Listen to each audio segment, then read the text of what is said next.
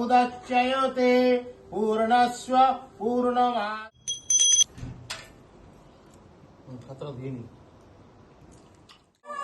नमो विष्णु नमो तद विष्णु परमं पुंडरीकाक्षं स्वबाह्य अभ्यन्तरणां शुचि नमो शुचि नमो।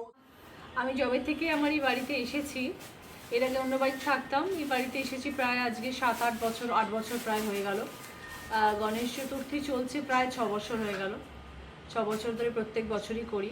মধ্যিখানে 1-2 বছর গ্যাপ গেছিলো, বাবা যখন গত হলেন তারপরের বছর যেরকম নিয়ম অনুযায়ী করা যায় না সেরকম একবার হয়নি, আর একবার শাশুড়ি মা মারা গেলেন সে বছর, পরের বছর হয়নি, সেরকমভাবে 2 বছর গ্যাপ গেছে। তা না হলে চলছে 6-7 বছর ধরে।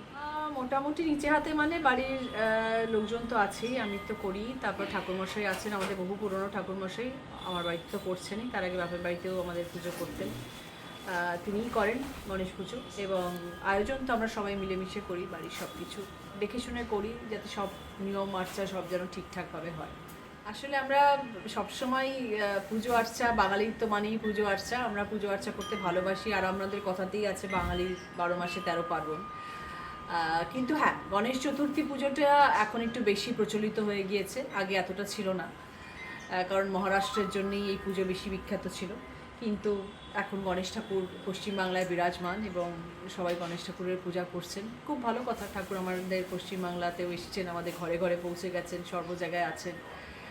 গণপতি বাপ্পার আশীর্বাদে আমরা চলছি, এগিয়ে চলছি। এবং আমার এই পুজো সবাই কে কী করছেন সেটা জানি না, কিন্তু আমার মন থেকে অনেক দিনের ইচ্ছে ছিল যে আমি গণেশজির পুজো করব, সেই সূত্রেই গণেশজির পুজো শুরু করা আজ থেকে প্রায় 6-7 বছর আগে, আর সেটা চলছে, আগামী দিনেও হয়তো চলবে।